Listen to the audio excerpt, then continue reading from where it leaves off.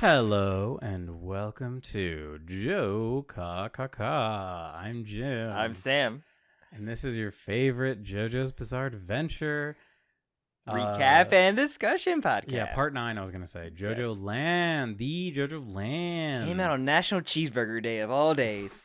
And they get chicken. But Sam, during Hispanic Heritage Month. This month is. Paco could be. Paco's a Yeah. Hispanic name, I think. Yes, he also Rocky's drawing them so they can literally have any name. Literally have any name. They could just be whatever. Okay, so any of the Italians in Part 5 really look like Italian? No. They look like twinks. So we're going to be talking about chapter What's the difference? 8. We're going to be talking about chapter 8 of the JoJoLands, which I believe is called Let's Go Look at Luxury Watches, which I feel like there must be a sort of a list of chapters called Let's blah blah blah, because there's a couple. I know there's Let's Go Eat Italian Food. Yes. There must be a few more in JoJo. I feel like let's go to the fruit appraiser or something like that. Let's go get the plant appraiser. That might be true. Let's go to the fruit parlor. Might be that's probably the one. I just love, maybe there's some kind of like what's the word in Japanese there must be like a word that means like let's do blah blah blah. Yes. Like an equivalent like action. How there'd be like, I can't think of. It's funny because my language understanding skills come from how I learned German, so I will often forget like the English terms for things. Yeah. But like a preposition or something, one of those things. Not a preposition, but you know what I mean. I know what you mean. But yeah. So before we get into that whole thing, we're gonna do our classic monthly Patreon shout out. Yes. So every month I feel like we have more patrons, which we love. So we're just gonna do the quick run through of everyone. Thank you all so much. And if you want your name shout out of the episode, just whatever you're comfortable leaving, you can leave there and we'll shout your name out. Hell at the beginning of every JOKAKAKA episode. Every tiny penny is appreciated. Maybe not next month because it's on hiatus, but yeah, I was gonna say this would be the wrong month we'll to do it. We'll throw it into another video. We'll do a special next month. Okay, I need to do the reading. So thank you, Call Me K, Harrison French, Sabat, Nino Nen, Classic Andy, SBN Rustic, Illicit Pencil, Blueface, REN Blintz, and introducing Tactical Zebra JG. Okay. GJ, thank you so much. Thank you very much for your support. And I guess we should go into the chapter then? Nah, I think we can just kind of vamp for a few more minutes. All right, see you, everybody. We'll talk about Baldur's Gate for the rest of this podcast. I really do want to talk about the cover page, because I didn't really give it enough attention the first time I looked at it, but now looking at it, it's really cool. It's kind of like so last month I think is when we got the emblem for the part. Yes. And this one, it's kind of like JoJo jumped out of the emblem, and now, like, because the sort of border of the emblem is still there, that 9-pointed shape. Yes. Or at least I think it's similar to it. But now it's like nothing on the inside except the rock. And then everything on the outside, all of our characters, all of our setting elements. Yes, and all the themes we have so far of Monopoly money. It literally is just like dollars. It's like in SpongeBob. Like I remember the SpongeBob money would just be like, oh, me dollar. Me first dollar. Me first dollar. I can't do a Mr. Krabs accent at all. And so, yeah, and in this adventure revolving around the lava rock, what yet unknown mechanisms await? Probably nothing. Probably nothing. Until it would be something until Rocky does not care about the word mechanisms anymore.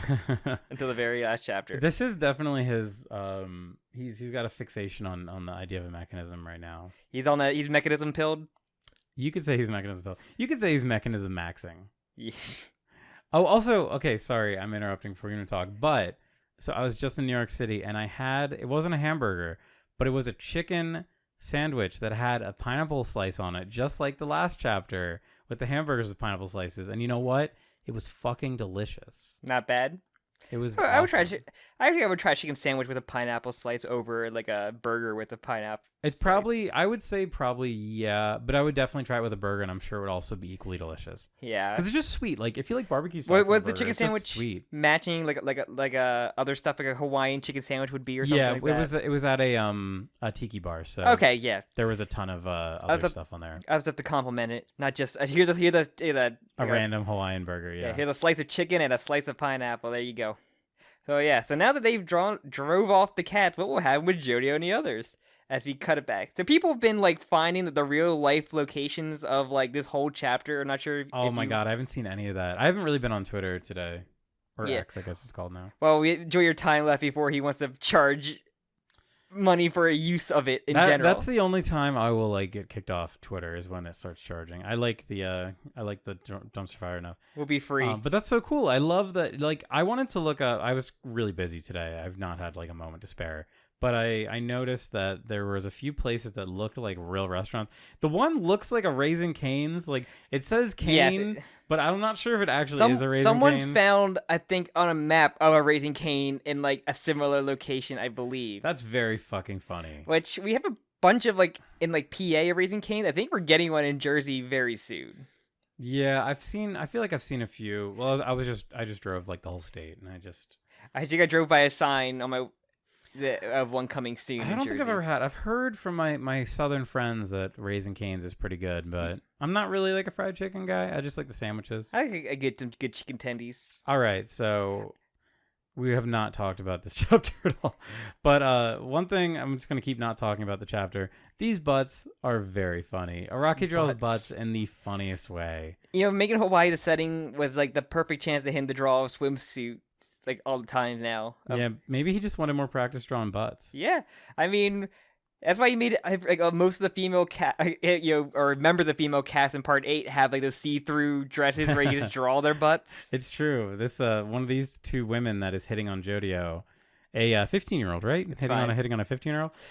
This is one of those Persona moments where you have like them hitting on older women on the beach. No, Sam, if it was a Persona moment, there'd be a horrible gay stereotype that would be like really offensive and just ruin the scene. And which game? Which one? All of them. As he worried about Persona 3. So yeah, these two girls are like, hey, we have a pretty cool little floaty thingy if you want to go out and float with us, pretty boy. Catch my drift, 15-year-old that probably looks like a 20-year-old. I love that he doesn't say anything. Like, he's just kind of like weighing his options. They don't know I'm a licensed psychopath. So just really funny. And then I do like that they're like, oh, those are your friends. Sorry, that's too many people. We can't all fit on our little floaty. It's just this is a funny little so JoJo weird encounter. They're probably a real freaking scenario that Araki's gone through with like women while just chilling on the wall in Hawaii.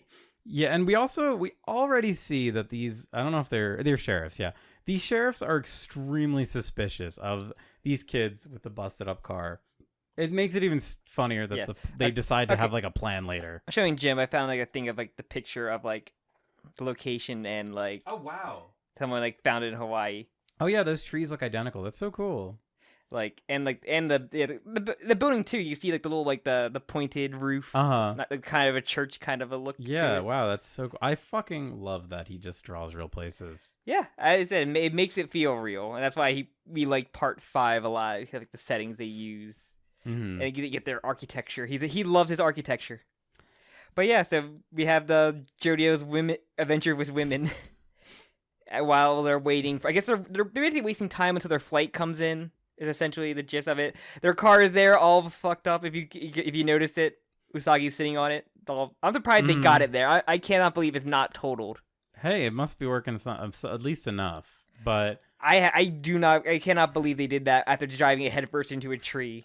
The big takeaway here is that Rohan kept his promise, and Paco is kind of like in disbelief about it. But still, like, I mean, there clearly is like a level of suspicion risen. The fact that there's like all these sheriffs around. So like someone has been alerted or there is some kind of nonsense going on, which again, I have to say makes it incredibly stupid. I mean, that they decide to do a weird plan at the end. I mean, first it is Hawaii, which is a huge tourist site. And I can believe that, or a vacation site as well, where somebody's being rowdy in Hawaii, being a stupid tourist. That's true. So yeah, we kind of have, this is like a Usagi's like, I feel gets the most love in the chapter of Araki. Like, just loves writing Usagi. He's a very like plot forward character. I feel like he's always kind of propelling stuff.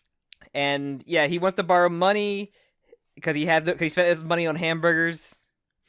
So it's funny because like I like how this initially starts out as like, oh, he's just bumming money, but This is like a pretty fun little experiment that he does here. But he's like, I got the money. It's like I spent my money, and it did come in handy. So you guys kind of owe me. Which is something I really want to like kind of spotlight here compared to like other parts. And I know it always happens. It always happens at the beginning of JoJo. There's always a lot of little character moments, and then at the end, when everything gets plot focused, it kind of falls to the wayside.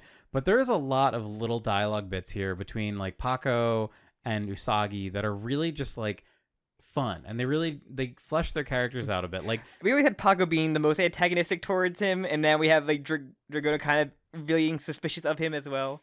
Yeah, and like just all this thing with Usagi here, it's very funny that he would try and like play up his almost betrayal as a like, oh yeah, it was a good thing that I did that. Like, and also that money, like I basically deserve this $20. I also just tested. I did my science experiment. I did, I did the he didn't pay attention in school, like the hypocritical theory, that one. You mean no? You gotta say that's right, but it's basically just like gravity, but it goes everywhere in all directions. You get it? They also have kind of a little funny interaction where so he keeps calling Dragona Pink-chan, and Dragona's like, dude, I'm not wearing pink. Call me my fucking name. I'm not even wearing any pink. Wearing pink. But I know. So yeah, Dragona asks about his parents. So his mom has money, and his dad hit by a bus. No, Sam. His dad used to work for an insurance agency, and then he got hit by a bus and died. Construction agency, and then got hit by a bus and died. He really like buried the lead with with his father being dead. Which makes me think their boss is his mother still, which is like one of the theories we had forever ago when she gave them Usagi, delivered them, hired a hireling, if I may say, for the party. Wait, didn't she say that was her son? She didn't say. She said, so he's a good boy. You can trust him. That was like the thing. Like we can't trust a random person, and like, yeah, it was. Have I just like have I girl bossed my way to the sun? Yeah, it was just a theory that I had about. At least I know I did at least about his true nature being like her kid, and I still stick by that, unless like the mother is gonna come out of the woodwork as a weird surprise, because he is the most sussy person in here. But yeah, the insurance money is at his mom's place for the time being. So that's what he says. I look at the end. He goes, "Your dad got hit by a bus," at the very end, and then just cuts away to the money experiment with like the money going right under the cheese wedge. I mean, volcanic rock. Mm-hmm. So yeah, and they're basically just this whole chapter is like them want to do experiments on it. Where I do kind of love them getting like this is something like somebody get the stand arrow and like we should just do experiments with this before we actually like do more with this. This almost feels like Araki responding to criticism about how Toru's power doesn't make sense. It's like, all right, we're gonna fucking sit our asses down and literally do experiments to demonstrate how the rock works, so that nobody's confused later. If people can just say it just works, like I think we've said it before. That power is just like a little kid with like imagination powers saying like, but if it's like, but it works for me because you're approaching me because I saying it now because you are now approaching me. But like, also I'm just able to make it attack whenever, or it can just attack on its own. But then one mother comes in there and says, "Oh, I am not pursuing you. I am just doing my own stuff." But now you are like, yeah, it's a little dumb, but a bunch of Uno reverse cards. One after another. But also, I do really want to say that, like, it almost feels like there's, like, and, like, maybe this is the translation team reading my mind, but there feels like some certain lines that were put in here that were almost, like, my exact criticisms of, like, I think the way Usagi phrases it eventually is that it goes to whatever is worth the most money. Yeah. Like, and we had a discussion last chapter where we're like, does it go off the person holding the rock's perspective of how much something is worth? Because, like, there were items that were only known price wise towards the person that had like Usagi knowing about like the picture price or something to him compared to like Paco thinking of how much it's worth. And going by the way that this chapter kind of like doles out information, it seems to be that is correct, because it isn't really until like skipping ahead near the end, it isn't until Dragona like learns the price of the watch that the watch is vanished. Like that's kind of like a key detail, I think. And similar to like this whole $20 bill thing, it's like everything kind of comes back. Well, but it's really fun. I like this little thing. Our Baldur's Gate party has their MacGuffin that does literally whatever it does. It is very powerful, and it's fun because like I'm really excited to see where things go. Not to get ahead of myself, but right now we're still like in the baby steps of like quote unquote JoJo's scheme. Like we don't even really know like what they plan to do here with The Rock, but we know that it is like this boon of money. Like it's like an infinite money glitch almost. Like that's a great way to describe it. A cheat code that you keep inputting. Yeah, it kind of is, and it's hilarious to think. And I just want to keep reminding people, JoJo had another one in his hand and fucking destroyed it because he just wanted to be a big dick against Rohan. What could have had two? What could two possibly do? I would just assume. I mean, it's just more money. It's just more scams. I know, but if one rock bigger than the other one, would that be considered more valuable? Yeah, more valuable than the tinier one. That's the funny thing. So they basically have like, okay, this is kind of what it can do. Why did Rohan have this? Where did he get it? Like those kind of basic questions of like, why is this rock existing? And so and it's like they want to experiment on it because it was shut inside a safe for a reason, like kept away from everything else. And like, was the diamond kept in there to keep it like? Satisfied? Yes, I think that's kind of like the fun little twist. The diamond wasn't locked away. The diamond was like it was a paperweight. It was real, like literally the diamond was being kept in there so that it would keep the rock in there. It was a paperweight for the rock. Yeah, because the diamond is like probably the most valuable like single item, and that also kind of makes sense why Rohan would bring it. Like because it's like super super valuable, it would gravitate to the rock or vice versa. Like it would keep the rock stationary rather than the rock kind of just being this like not Toru, like Wonder of You-esque like force of nature that just is kind of existing uncontrolled. Yeah. And I think they do a much better job explaining it. Like this whole half this chapter is, like I said, explaining what the rock can do, and like as we said, it kind of explains what the person, the user. So it's like not only do we have stands, we have a user of an item essentially, like rock user, like a rock user, a cursed item. I'm not sure. It's kind of a cursed item.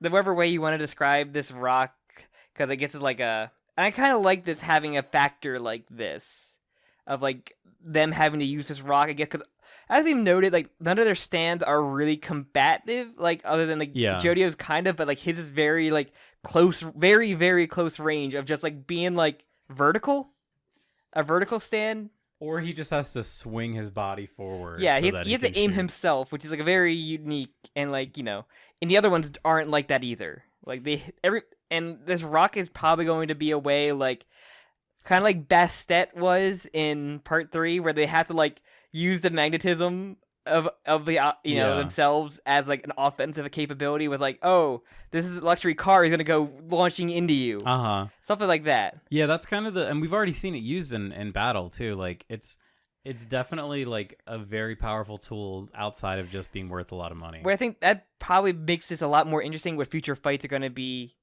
especially with the stuff coming in at the end of this chapter. But yeah, then they do a test where like they throw the 20 on the ground, and so first he draws his little I can't get over it. Usagi's symbol is literally like a lady's legs like spread. His stand. So yeah, he draws his little symbol on the 20 so they can track it. His branding. Everybody has their symbol in this. I kind of love that. Yeah, his little logo. It's really hilarious too. Dragona calls her like little thing a name, like her chest accessory. Yeah, I think she calls it a chest accessory, which I thought was fucking hilarious. Not a breast pocket, which is like what everybody refers to. No matter. But it's like outside. It could it's technically a removable. Maybe put the button. It's like what Hermes' breast pocket is. No, hers is like inside, but flesh breast pocket. But so okay, so yeah, his little plan is he draws a little symbol and then crumples up the 20 and throws it. And then the Gremlin Man takes it to buy some chicken, which immediately. Hey, maybe this man is the stand user. Oh, that would be really Tower funny. Grey's back, baby. I just for the fact that this little guy is like a funny gremlin design, I want him to be the stand user. Just like Dr. Wu, he's chewing very loudly. He is chewing. He can't even like wait to sit at a table before he starts eating the fried chicken immediately. He will be Tower Grey, because you know why, Jim? For what happens later on, the switch that happened is so lightning fast. Only a stand faster than Star Platinum could do this, which is Tower Grey. You're right, Sam. I think you're onto something. And yeah, also she says that she loses him. Like he literally vanishes. He fucking like eats immediately and leaves. He like wanders off. It's like insane. He looks like he's like drunk and I don't know. And then this is very funny. This is a really funny character moment where like Usagi She strangles him. Dragona starts strangling Usagi. Give me back my $20. I don't know what. You gotta keep that $20. $20 is $20. But yeah, then Paco comes back. You know, Sprite's a big factor in this part. Araki's really into Sprite, apparently. Friendship is over with the Pepsi sign. I'm back with the Sprite brand product or the Coke brand products. And so I love this stupidity. So, like, we're reaching like Wonder Review levels of contrived. Like, so a fly was in one of the drinks. So Paco went back and like argued and like basically threatened them. He Karen'd his way. Yeah, he became a male Karen. I do like when I opened the cover of the soda, which is not my fault, by the way, essentially. Yeah, it's like these little things that are really funny, the character moments that I really appreciate. But so ultimately what happened was because he got the drinks at the same place and he got the refund, the same $20 came back to them. And like, this is also when Paco was away. It's like, what are you guys on about? Like, just eat your food. Like, yeah, it's very funny, and I just love this little demonstration. It just it really plays with the imagination of like, this is the starting point. Like, how crazy is this stone's ability going to become? Yeah. And so yeah, we have 2 hours till the flight. So first off, do you think they're actually going to get on a plane? And second of all, if they do get on the plane, will it be a stand fight? Nah, they aren't going to be on the plane. With Tower of Grey, it is really funny that like Tower of Grey could happen again. Don't put that evil on us. No, I feel like the moment when Dragona, I think Dragona's like, maybe we shouldn't get on the airplane, and it shows like a plane in the background. I feel like that's kind of them saying like, if they get on an airplane, they're gonna die. Like immediately, they would die. And speaking of time, they see a luxury watch store called Diamach. Yeah. So yeah, going by like the real names of things, I was like, okay, this could be a real place. This might not be. Araki sometimes just puts real names in there, and then like later on. Usagi calls it a Polex, and I was like, okay, are we just like making up a fake Rolex? But then that was a joke because Rolex is actually mentioned as a brand. Also, there's like LLC on their awning, which is funny to me for some reason. They're limited liability. Yes, sure. Quote you on that. And so yeah, so they basically had like, okay, we can go in there, test this out, but we got to split up. JoJo, you're too young. Paco, you can't go in there. You're a kleptomaniac. You're a liability. It's not even. It's like the fact that Paco looks that way. Like Paco just looks like he wouldn't belong in that environment. Yeah, and she's not wrong. Not wrong. He looks like a fucking muscle beast. Like he's a muscle. I mean, he literally is a muscle beast. He has full control over the muscles of his body. Whatever that means.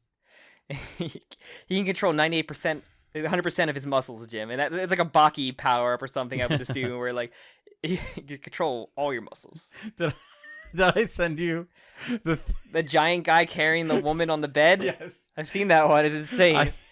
I don't know much about Baki. Did you look up the story behind that? It's like the most romantic story. So yeah, somebody in the tweet like summarized the story. So yeah, it's a gif of like a really muscular man, a Baki character, like holding an entire bed, and this woman is like 400 pounds, like 500 pounds on it, and she's like spitting on him, and he still loves her. And someone said like the actual backstory is that she has like a rare disease which caused her to gain all this weight, and he still loves her, and she doesn't want him to be with her because she wants him to have a better life away from her, so she treats him like shit, but he's so dutiful and loving, he'll never leave her.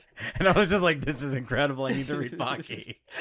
But then I see the art style, and I see Takahedron, and then I'm like, you've entered the dodecahedron. Yeah, one day I'll read Baki. There's some weird like there was a car ride where I'm like, I remember Barack Obama being in Air Gear. Then I forgot the story. Then I remember that he said the whole part where he swaps bodies with like a 16-year-old or 18-year-old girl. In Baki? No, in Air Gear. Oh. It's like a really weird thing where Barack Obama that's awesome. swaps bodies. Let me be clear. I'm a middle schooler. Yeah, he speaks the same cadence in her body. That's very if they ever funny. got that far in the anime or the dub, it'd be interesting to see. But yeah, so they want to go in there and see if they can just like, I guess, magnetize the Rolexes towards them, which is not a great. I think is a bad plan. I think still. The whole time they're talking about it, like they're like, "All right, this is extremely dangerous. Don't worry, we're not going to actually steal anything." The Rock is so unpredictable. Like, they couldn't help but, like, have The Rock constantly steal things that were nearby them while they were leaving. And Dragona's like, we probably shouldn't go on the plane until we know what The Rock can do. I'm like, they should have like a little like a lock box to carry it around. Yeah, like, or something. Or they should do what Rohan did and put it in like a little place with the diamonds so that it stays together. And Dragona's like, we're not gonna be stealing anything from that shop. I'm like, what do you think is gonna happen? You're gonna be accused. Yeah, what's your plan? Like, yeah, like I kept running through the scenario. So let's say that they go in and then they are able to leave without arousing suspicion. So then the people would look and notice that their $800,000 watch is missing. Oh, the last person to touch it was that girl. Well, it should be like, check the tapes, and they check the tapes. They'd be like, huh, it was not still there when they were walked away. It doesn't make sense, and then it just rolled away. And they would just sue them anyway because America. Like, they're thinking like it's gonna be like a Wonder of You, where like, or like a weird fate thing. I mean, Wonder of You was just more like shit just like, I don't know, shit just occurred in front of you. Where this is more like a, it's happening like outside your vision. Yeah, like it's more so like stuff it just you have lucky. You're being very lucky, and stuff it just very convenient to get into you. It reminds me of that Doctor Who thing where it's like stuff happens in front of your eyes, but it's kind of hidden. So the only way you can see it is if you like look out the corner of your eye, which is like so cheesy, but I actually really like that. So yeah, maybe we'll see. Like, I like the idea that there is some kind of weird like little gremlin that is like kind of like how Harvest works, where like Harvest would go and like grab stuff. I like to imagine that the stone has like a little gremlin-esque figure that like zips and zooms around, and like we're gonna have JoJo capture a glimpse of it one time. That'd be so great to see it. It's like a mini Harvest. It's like the Rock, really. I would love that because it's like it's basically Harvest, right? Like it's just like that, without the control. Or like the leaves in the town in part 8, where it's just like a weird like mini stand that you see underneath there, like something like that would be really cool. Like, it's like the ginkgo tree stand. But then again, you just crush the Rock at any point and just kill it. Like to imagine there was a little gremlin that JoJo just killed by accident without realizing it. Before they enter the jewelry store, we get this really great little this is like what a pre-chapter page. Like a pre-chapter spread would look like. I feel more so than like a chapter page. Yeah, and I do love it. I fucking love this 2-page spread. To me, this is like exactly the vibe I want for part 9. Like, it's giving us these really great like gang moments. Also, just like Usagi, I feel like it's drawn like way better or detailed than everybody else, which is very funny to me. In this, I feel like they all look fine. I think it's Usagi's outfit that just sticks out. I feel more than it's the shading. He's got that kind of gradient shading. It sticks out so much. Just how fucking yoked Paco I can't get over how Paco is literally like he's so wide. He's the same from the front as he is the back. Like he literally has like a 6-pack on his fucking lower back. He's so wide. He's got them like. Do you think he put his muscles on wrong this morning? He put his muscles on backwards. He got like them like a medieval time or like just straps on. Like a barbarian-esque look to him. He's got a nice little leather. What do you even call that? I don't even know. Leather straps. Yeah. But yeah, typical Hawaiian fashion that they saw at the fashion shop they worked at that one chapter. But yeah. And JoJo's like, Dragona, there's going to be cameras everywhere. Like, what are you fucking doing? I'm not going to steal anything. God, I'm not going to do anything illegal. Don't worry, guys. Also, it's like the chest accessory. It just has a pocket on it. And I guess I think it's like the one like, oh, a perfect little chest pocket for my little rock here. or the Adventure Time where like, what's in that chest accessory, Dragona? Oh, it's the rock the entire time. Yeah. And then it just farts at her. But so yeah, Dragona's able to put the stone on. And so they have like a little, what's it called? What do you call that? Like a pouch? It's a side pouch. It's one of those 90s cable leaf-filled pouches that you just have. So, this is the moment that Dragona puts the diamond inside the wallet bag. We get the title drop, the JoJoLands, which I guess technically does count as one of my bingos. We'll judge this later. Is this more like a narrator? I'm not sure if you had like specifically a character saying it. I think I have. Let me see. Go get it. It's right here. You look it up, Jim, and look it up. All right. Get the paper. Shake that paper so you know you have it in hand. It's there very dusty. It's just been sitting in the same place. Did you have it? It took me too long to find out. So many of this stuff hasn't happened yet, and I'm very sad about it. JoJoLands is spoken out loud. I guess technically this isn't spoken out loud. So it's more of a narration, but it's supposed to, in my mind, so it says JoJoLands, and then like we get like this really sort of, it's like the menacing kanji panel or paneling with JoJo, and then it repeats this is the story about one boy becoming filthy rich. So I think the way I'm interpreting this is like, this is the turning point. This is JoJo realizing that like this can be used for gain, like substantial gain. This arc will make him realize that. Yeah, not necessarily like this moment at this second, but I feel like looking back on it, JoJo is going to look at this moment and be like, this is the moment that we realized we could do something big with this. And we have our party split up now. We have Paco and JoJo, and then Usagi and Dragona. The close up of Paco is like, I had like kind of like Johnny there for a second. There was his face eye paint on.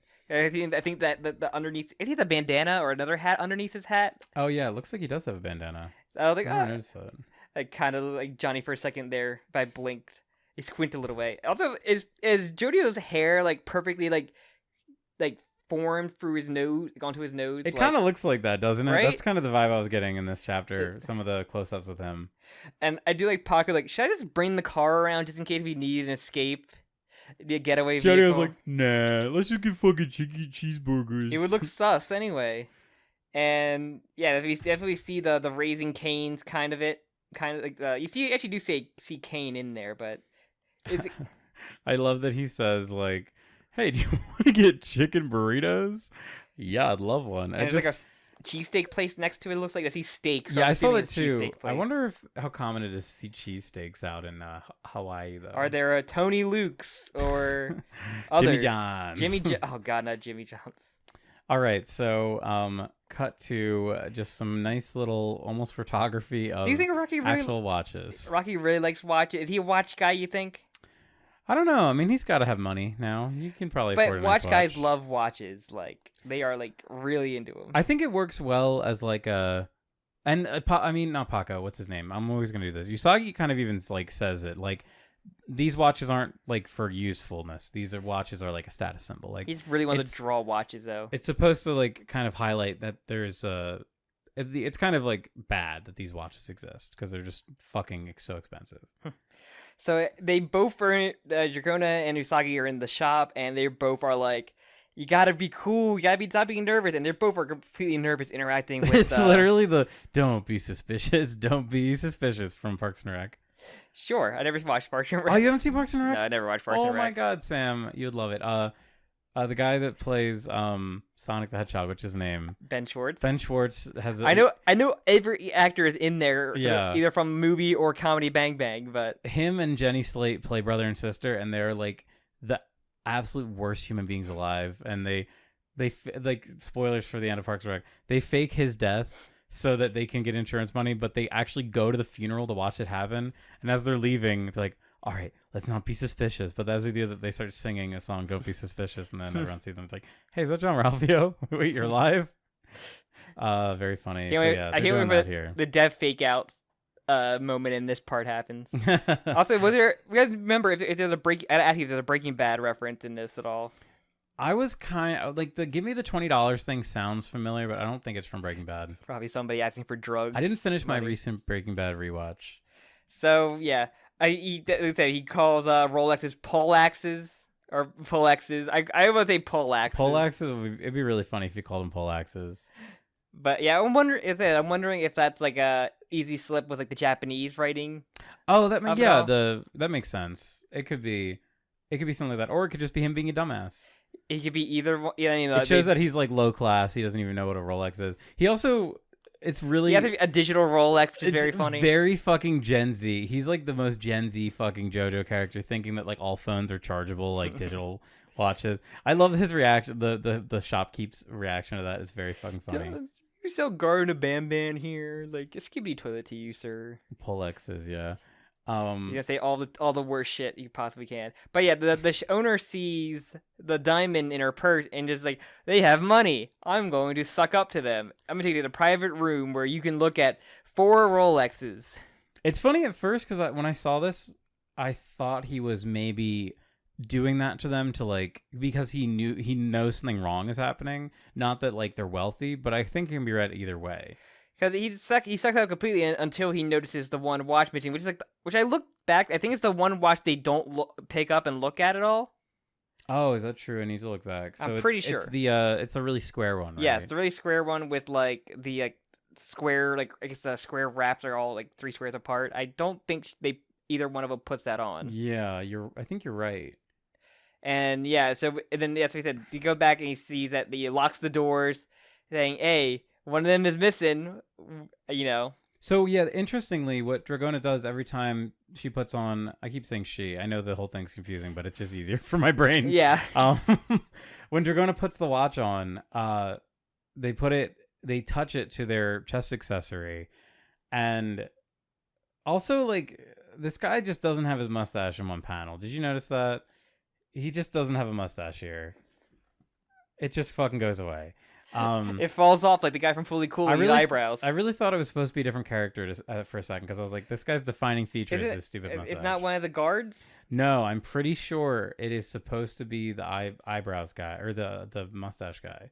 I said I'm gonna assume they fell off like the eyebrow guy from Fully Cooley and he put it back on. He put him back on off camera. Yes.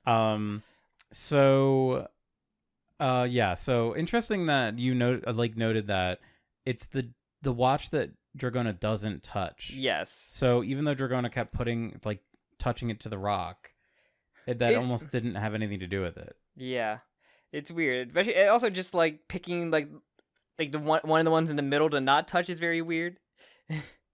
But I really like this little scene where the owner's kind of putting on the facade of being like, oh, this is a very expensive one. It also mirrors part 4 where Josuke and what's his name? Shigechi. He have to like go to the bank to get the money out from like the lottery winnings. I mean, out. Yeah, it's very much like caught red-handed. Like you're caught in the. I have to prove they did it, and like they're gonna like look at the camera or like, hey, Dragona, do you wish for one of these things or wish for that watch? And then that watch is gonna like find out where the watch was and make a duplicate. Yeah, Usagi's the perfect person to have for this grift because this scenario in general of like dealing with like a scenario, I guess a trap they're in, but not like a combat trap, more like I can get arrested trap. Mm-hmm. And I kind of do dig that of like, okay, the threat of being arrested or whatever is now, and we have 2 non-combative people. So yeah, what this guy does is he basically calls the security guards over. He also presses like the camera control, I guess, which I'm not sure if it's supposed to be that there's like another camera that's coming. Like I guess there wasn't a camera here before, or whatever. But I thought that was just to lock the door, close the door. Or maybe close and lock it. I don't know. It seems like a little camera guy like goes down and goes beep. Oh, it could be either one. It doesn't matter. It's doing the same thing anyway. The point is that they're already on camera, and I guess this is just another camera that they're on now. But he basically gives him like a chance. He's kind of nice. He's like, he says that I'm giving you I'm being nice here. Like, it's gone. Like, come on. Like, he's like I'm showing respect to the 2 of you. It's almost like he still wants to get money from them. Yeah. But yeah, it's funny because they don't even realize what's been taken, and Usagi goes out of his way to say like, I did not touch any of these watches. Like, I'm letting you know. Didn't touch it even a little. Fake news. Let me tell you. It's not real. I'm like, and he saw the diamond, so like, maybe you think, okay, maybe he's like, I don't know, he's somebody that knows about it, or he's just sucking it up as well. You could have that little nugget in there. It's so bizarre to have a diamond around. It's more, I think it makes more sense for him to think that they are thieves. Yeah. And he's almost like honey potting them here by putting them in a situation where he's able to catch them. But it's just like, what is the purpose of this? Like, unless he's gonna try and like extort them and try and have him give them the diamond. You know what I mean? Yeah. And then we cut back to Jodio and Paco, and he opens up his food, and there's cat heads in there. And like I said, this is where you see his hair looking up. It's like flat on his nose, essentially, like like a banner. It does look like one of the vertical banners. It's very fun. Even the second color where he says a warning, it's like on it. It looks like it's just like a hat instead of like his hair. It really is like conforming to the shape of his nose. But this is some like delicious JoJo character evolution here, character design evolution. And we get the classic. This must be the work of an enemy stand. This is a warning. Like the guy who owned the cats or controlled the cats is here, and he put the cat. And Rocky's like, I haven't really killed an animal really well in a long time. Like that dog. This is the makeup for that dog that somehow got out alive in JoJoLands. So I guess this answers the question of what happened to the cats, which they just I guess left them there. I guess they just left the cats there. Yeah, they were defeated. But it wasn't the whole thing. The cats were like attracted to the rock. Well, one of the cats. How did they keep them there? They killed one of the cats. They killed one. Yeah, we know for sure. The other two, presumably, they just like left there because Dragona like tied him down or whatever. I think there was like a scene where we saw that, but yeah, they were all tied up. There's not gonna be a problem anymore. Yeah, and this guy just kills them. Yeah, the owner I guess either decapitates them all and just puts it all into the bag of chicken. And could it be the Cane's chicken? The Raising Cane's Chicken Man. A cosplay of a Cane chicken employee. This is a really horrific thing. I mean, this is the darkest the part's been so far, except from the fact that revealing that JoJo is a sociopath. Don't worry about that. That's not important, I guess. But no, that's all I can think about. And I'm guessing it's gonna lead to whatever the enemy faction is going to be, because all we got were cats, and this is whoever is controlling the cats.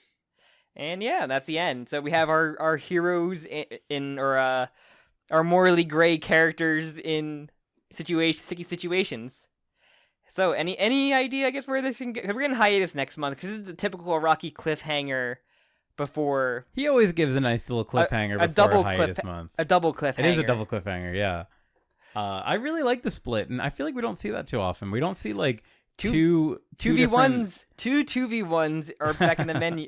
I guess, and I kind of love that. One conventional and one non-conventional, which is very fun. It's very interesting. So like clearly the stand user waited for this moment to strike because they split up. I gotta wait for them to get their meal. I need to send them a message first. I have to. Yeah. So I wonder how involved the stand user is with the Dragona stuff, because it would make sense if it was like the clerk. Like the clerk could be it. It could be the Cadence guy. Depends if the user saw them give the rock or put the rock into the chest accessory.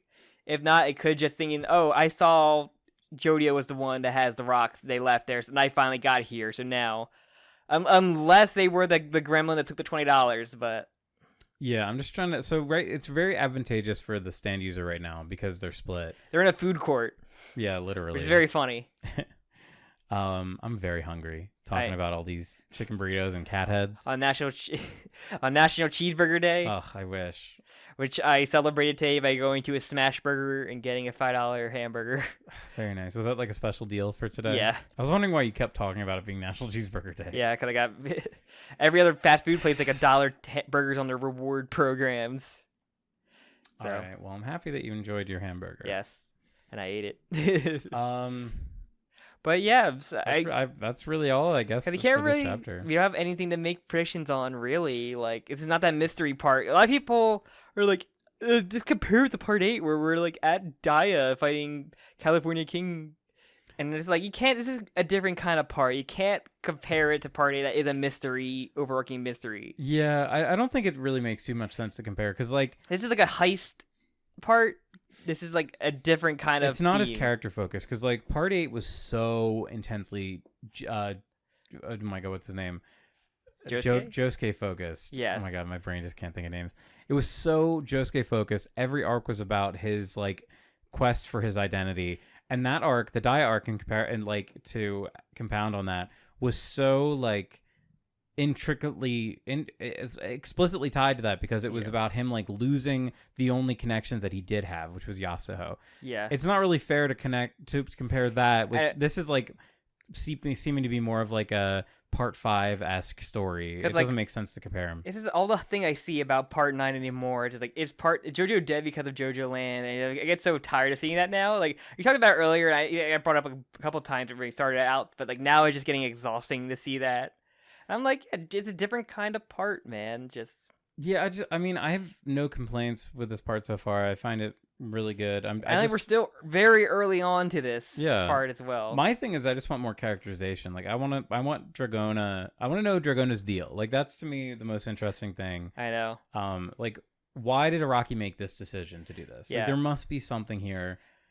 I'm excited to see that, and like I obviously telling you how much fun he's writing like Usagi, where like that's like his character he loves to write for this part a lot compared to like our main character. Yeah. Where we got that with like you love writing Joshu in there. Mm-hmm. I like comparing Usagi to Joshu. That's funny. And even like even toward the end, he really loved like writing Jobin. I feel for most time before he got tired of that, before he threw that away. It's like the fucking meme, the Toy Story meme. Like, I don't want to play with you anymore. Literally just dropped Jobin to die. Sad. And like you said, you kind of mentioned, I didn't even think about that, where like he's like explaining the rock, just a middle finger to people that complained about the complex of like stand users. Yeah. From like not even just from part 8, not just like Wonder Review, but like part 6 and like 7 as well. Yeah, ever since like part 5, stands started to get like really complicated. Yeah.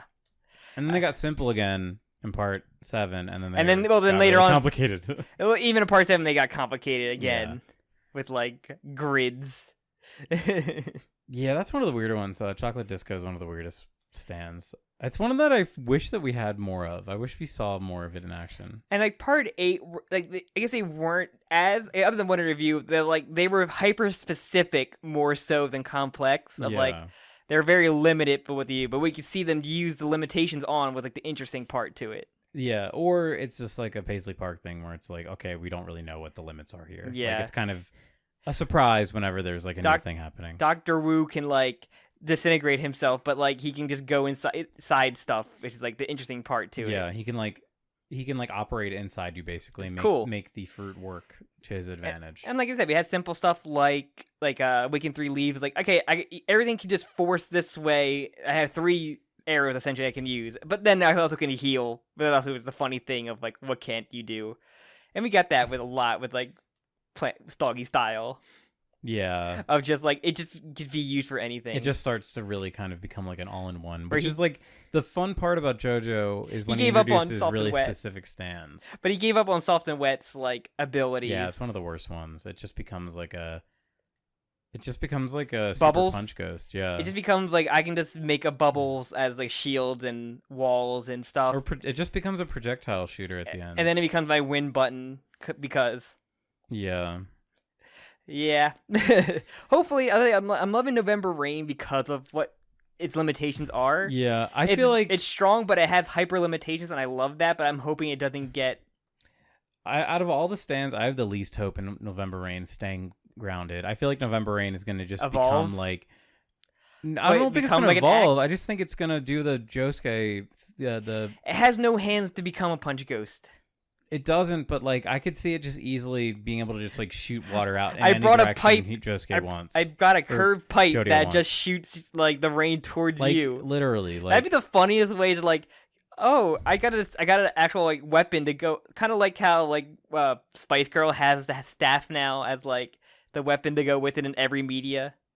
Where like, oh, I can just soften this up, just stir the pot. Mm-hmm. I like when stands can incorporate like real life tools to. Like, Sex Pistols having the gun.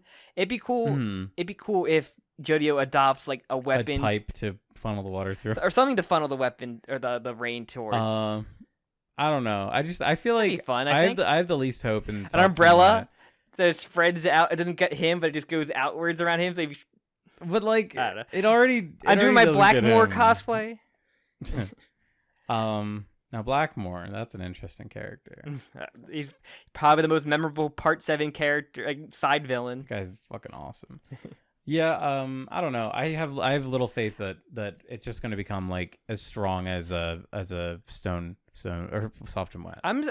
Yeah. Well, as I said, I'm excited to see what he does with his limitations he's put on all the sand users of the entire party. Dragona to me is the most interesting because like it can be like I feel like it can be used in like really wild ways. Yeah, and we're seeing that in Usagi as well. Had a really fun gimmick to it. Yeah. It's just it's a very weird kiss variant of just with Usagi. Usagi had like make the double kind of you can make a sticker essentially like a clone of it, but then has little legs on it. Yeah, kinda. I mean. He has the most I can do. I have whatever rules that go in with whatever I make a copy of. Because we've seen him make a camera double, and there's cameras in there already. Mm. So, like, I think Usagi has the most potential with I can do whatever the fuck I want now with his it. is like, and the funny thing is the check to that is that he needs someone else to do it. Yeah. So there's that like potential misinterpretation or whatever Usagi thinks is the good thing. It doesn't necessarily, that's not what the person asking is going to think. And Paco has like, I guess, the strength out of everybody. Like he can just does a heavy grab. He could just like, he's a grappler. He could scoot up on a tree branch if he wanted to. Yeah. He's like, and just ride up like on a zip line. Or a zip line. A human zip line. Like, but yeah, I don't know where. I'm excited to see what the first human antagonist design looks like, though. Me too. That's kind of crazy, right? We haven't seen like our first real. All been evil cats until Meryl May Q becomes the bad guy. I don't know. I'm still interested to see because with the diamond just being a paperweight, essentially, it makes me think, okay, maybe she was just trying to get this diamond for the gang now. It is really funny to me to think of it being like this was just a planned heist and this was like just something that went wrong. Like it's just they just stumbled upon. It's a D&D thing where you just stumble upon a grander scheme. Yeah, you start off. Yeah, it's Baldur's Gate. Is this Baldur's Gate? The bait and switch. Yeah, this is our weird D&D party, and I kind of love the assholes we have. Yeah, they're good. JoJo definitely has too many spell slots though. So wait, so if you had to give party, okay, this is your question for the comments of what are the classes for each of our four main characters? Paco, barbarian or fighter. I guess I think he's a monk because he's unarmed and he just uses his body. He has full control on his body. I guess that's better. I say monk for Paco. Like JoJo is a sorcerer. Okay, I think Dragona is a druid because she can just change her body. Yeah, druid. And then Usagi is a warlock. I was gonna say that. I was gonna say warlock. He made a pact. He has to make a pact with somebody. He has to make pacts with people. Literally, he does. That's very funny. I think that's, unless anybody in the comments can think of a better. Yeah, let us know, D&D heads out there. What you These think. cats are literally like D&D monsters, essentially. So. Yeah, they were creepy. They're like displacer beasts. It's just like the scenario before hey, we'll continue it next week and then the party opens up your loot bag, and it's just the three cats that you fought earlier that you left the bodies of, and you can eat them later. Then cliffhanger. I've been like on a D&D podcast kick, so I've been like really have it like on the mind. Me too. I've been wanting to play D&D again. I haven't played D&D in a long time. I've been listening to a D&D podcast called Perilous Storytelling. It's been like very funny, very entertaining, more so in the line of like sense of humor, I guess, like that we would have in like our D&D games and everything. So I've been really enjoying that whole stupid stuff can happen in there, and I love the stupid stuff you can have. Mm-hmm. Like having like a retail RP in there, it's really silly, or like there's little scenarios that happen. I really love that, like you don't have to keep it super serious. That was something really funny, and I'd recommend the Adventure Zone, at least the first season of it. I'm gonna need something to listen to. You should listen to the Adventure Zone. That was the I'm on my McElroy Brother podcast. Okay, cause I'm gonna re-listen to the Perilous Storytelling again right now. It's only like 20 episodes before they do a season 2 with a different like scenario, but yeah, recommend Perilous Storytelling as well. It's a very funny. The Adventure Zone, they had like their fantasy Costco is what they called it, where that's where they'd go at the end of every arc to go, and the merchant there was Garfield the Deals Wizard. The first season of Adventure Zone was really good. There's one moment in Storytelling where the guy like, I don't want to do, like, I'm not gonna do the retail RP, and the guy, the DM, did like worked at like Best Buy, so he like does like he did guest services, so he like really in there, and he's like, no, we're doing it. Like he just starts doing the retail RP, That's and so I love it. It's so funny. You have to give your email address at the end. He does started. Go about like a warranty, like about he buys like a warranty for like a knife. It's like one extra gold, you get a lifetime warranty. It's very like, and then you get a rewards card. I have a punch card. That's so funny. And like another moment where they make them do like food. They get like, if we do one of those mage towers where anything can happen, and like one of them is a restaurant retail RP where one person has to work the kitchen, wait, cook. And they do, one person has to do the taxes or the paperwork or the money. That's so funny. They're like the counter. I love it's very entertaining. I highly recommend that podcast with the boys. All right, so that's enough JoJo. I think we're gonna move to root beer talk. Yeah, you can go first because I just talked there first. This is really tough because I've been other than Baldur's Gate. It's I was just in New York. I guess I'll say that is my one more thing, or my root beer talk. So I was in New York. A friend of mine came from abroad, and we met up with another friend of mine, and we went and did a bunch of stuff in New York. And I went to a little show called Drunk Shakespeare, which was basically like a Shakespeare production and like speed run. And one of the actors got really drunk beforehand. She had to drink 5 shots of tequila. Like a drunk history. Yeah, it's kind of like that same idea where it's like you have one person who's like explicitly, like most of the cast is explicitly not drinking, and then the one person is getting really, really drunk. And the idea is that they do a different play each night, and then the person who's getting really drunk is playing like a really key role. So the woman who got really drunk when I saw it did Lady Macbeth. So they did Macbeth, and it was very funny. And really, it was just a really good time. They made a lot of funny jokes. I was laughing. It's very inappropriate, very bawdy humor. And I would love to go again, and hopefully they would do a different show. That would be really fun. Sounds great. Sounds great. Gred. Anything else then? Not playing anything other than Baldur's Gate? I've been reading One Piece, and that's always good. I think You finished Dressrosa? Yeah, I don't know if I talked about that on here, but I finished Dressrosa. And I started going to Zhao. Yeah, that was probably the most like discussion we had talked about Dressrosa, because like it is a part that I love and hate. And you basically got the same idea that I did about the entire part. I think if I had to rank them, I might rank it the worst part that I've read so far. I don't say that. Which is kind of crazy. Well, I would say that like the Foxy Davy back, I wouldn't count with that just because that would probably be like. But as far as like overall saga, if we're gonna include Hazard, Punk, and that, I would say that, or Punk Hazard, whatever the fuck it's called. Hazard. I always say the name wrong. I would say that's probably one of the weakest sagas of the series. It does have the worst character in One Piece. It has the worst character in One Piece, like by far. But the law stuff and the flashback in Dressrosa is like probably my all-time favorites flashbacks. Like, I love that, and it got me like emotionally like pulled in like completely. Like, I was like, I finally just want to get past all this arena stuff. I want to get past the arena stuff. Like, why is you really want to draw Robin tied up there? Didn't you, Oda? Come on, I just want to get past. Yeah, I think that like it is Robin's best outfit. Don't at me. No, I disagree. No, it is Robin's best outfit. It's my favorite. No, it doesn't beat her pre-time skip ones. Her pre-time skip is very good, but I love that Robin outfit. with like the button-up shirt and like no hat. It's a hat. Amazing. It includes the hat and sunglasses on her. I think that's her best outfit. I just don't like the character designs pre or post-time skip. Same. Much. I can agree with that. But I think Dressrosa, it just has like some of the biggest issues in One Piece. I'm kind of worried about like One Piece going forward. Not like as in it'll be like bad, but next arc it's not gonna like hit the same peaks as it did before. I think the next arc is very, very good.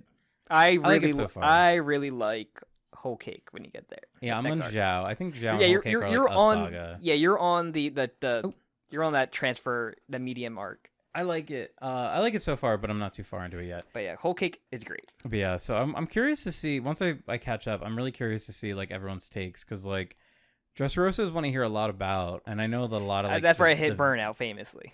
The what? That's where I hit my burnout first time. I know a lot of the like media and like the video games and stuff are based on the Dressrosa One Piece stuff. Warrior 3 ended with an OC ending to Dressrosa because that was currently happening. Really? And 4 happened and like Wano like barely started, and that did like its own OC thing as well. But it gives you a warning. It's like this is an original ending, just to let you know. That's really funny that they would do that. Yeah. But yeah, I mean, well, look, we have One Piece podcast planned. If we ever get to that, it'll be years and years. Yeah, they're coming, and like we'll get there.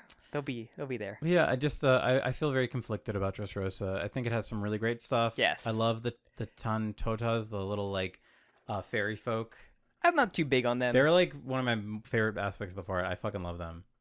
Yeah, the arc. I'm not too huge, but I think I've been mentioned where like Dressrosa does have like a Devil Fruits that is just a part 6 stand of like what it can do and how like ridiculous it is in hindsight. It's one of the most like insanely powered Devil Fruits. It doesn't make any sense. Like it does like so much. It also immortality as well that you don't age. It does bring up like a horrible thing. Oda could use this and be terrible, but he could like retcon things and like it technically not be a retcon using that ability, which sucks, but hopefully he's not going to do that ever. Yeah. But he opened the door to like being able to give himself a free pass to retcons, which is crazy. Yeah, and then Dressrosa also has like, you know, as I mentioned, I agree both. Like, I wish that maid who has a double fruit to control like make her arm or legs into any kind of weapon. Yeah, baby 5. She's so cool. Like, why can't she do more? She It has a cool sucks double that fruit. she doesn't have more of a fight. She's just there to be woman. Basically, and also hockey's kind of bad. I don't like hockey very much. Hockey is a very controversial thing in One Piece, where it's just like another power system, and like if you kept it basic, I guess it's just a way for, you know, it's supposed to be a way for like, regular people to fight that bullshit, but also the people with that bullshit can also use it. Yeah, that's kind of where like it's like that and the fact that there's like types to it. It feels so half baked. If it just had like hockey's just the way regular people can fight Devil Fruit or match up with Devil Fruit to harm them essentially, other than just having like the sword that can turn off Devil Fruit powers that Smoker has. Yeah, I and like I guess it's just a way, like, because you have to have a way to nerf the Logia types that can just like not harm their bodies. But yeah, that's a discussion for another time when we get to our One Piece podcast when they introduce hockey. I just want to say that it's like it's weird that it's not like, it's weird that there's like 3 types of hockey, but there's almost no difference between 2 of them. It's why people go back and just laugh at Shanks. Like, what, is he stupid? Yeah, why did he not simply just use his commander hockey? Why did he use it after the fact he lost his arm? Is he stupid?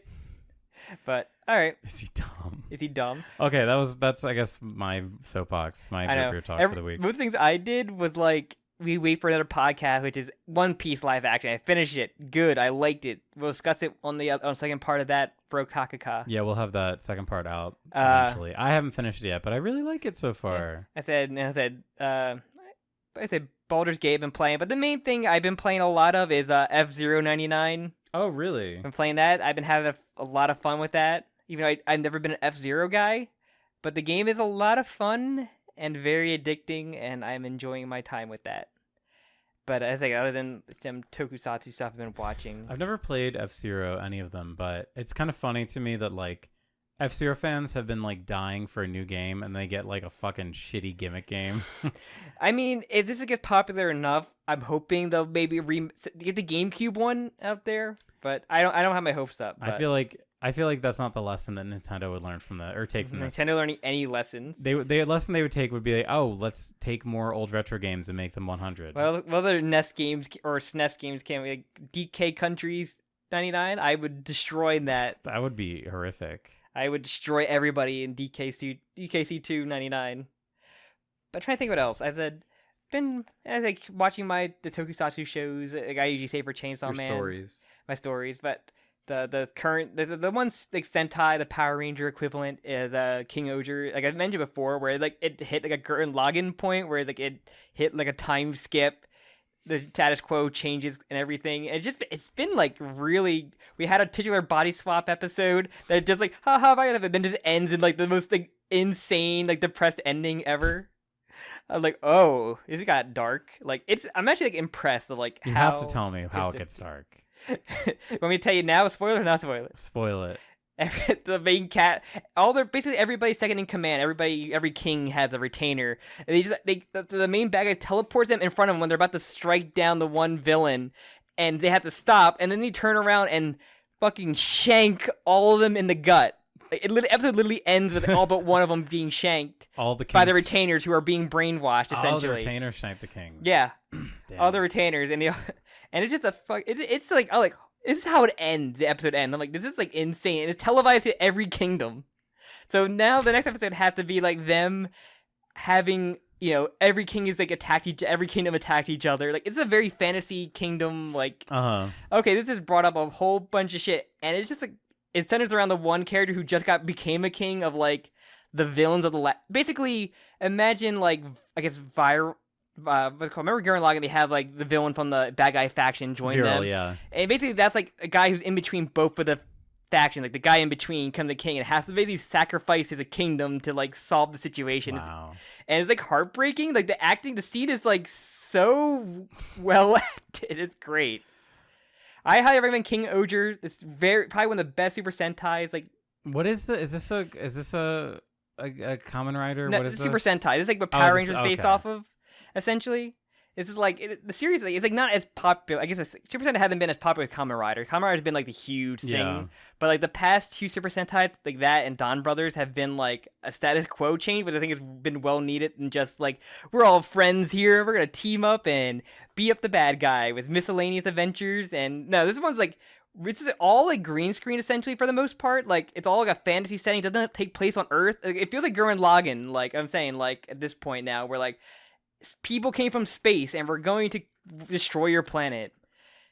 It's like peak. It's peak. It's Super Sentai is peak. I wanted to say that I changed my my Rupert talk this week to Too late. Dynaman. Did you watch that? I didn't get to watch it. No, I know it's weird. Kind of like Dynaman. Why are you sending me old Super Sentai from like the freaking 80s? So I don't know why this is a thing, but apparently, I guess this was like lost media. It was the Night Flight English parody dub of like episode 1 of Dynaman. It is awful. It is so bad. It's an English parody dub of this Sentai. So weird. And it's like every character is like a racist Japanese voice. It's I don't know when this was made. It must have been made in like the early 2000s. Someone saw the Godzilla dub and just like, I can make a joke out of this one thing I found while my tour. It is really fucking funny though. Unfortunately, it's so you have to watch it. You'll love it. I check it out. But that's like the main thing. Like also the plot of Dynaman, from what I was able to gather, is hilarious. It's literally like the one like good guy, like the Dr. Light of this universe. He had two other like researcher pals that they all like were researching a big thing, and the two other ones got like exploded and corrupted into evil like purple-faced villains. I've seen some videos about Dynaman. I think they're like literally just like researchers, scientists that became like evil like Rita Repulsas. Like the plot is basically the same as like Super Sentai. A lot of the early Sentai kind of have that plot where like something happens early on. Either bad guy comes from locked up thing or space, or they get like bad guy scientists like, actually evil or like infiltrated, and like everybody dies except for like our main characters. Like they leave the lasting legacy of their. I just love the idea of like you and the two guys in your book club just became the most evil like villains in the whole world because you stood next to an explosion. Yeah, it's the evil experiment. You're doing experiments on the concept of evil.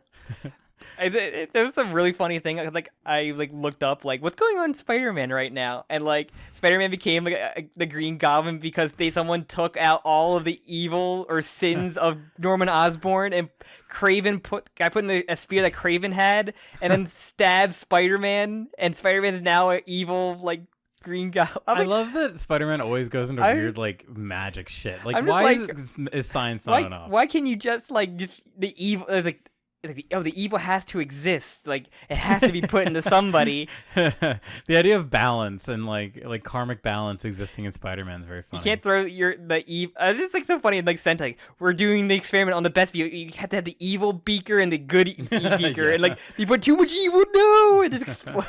One drop of a professor of chemical X. Wow, this chemical just changed our clothing and skin tone, and we're evil now. All we want to do is make tiny creatures big so they can destroy the world.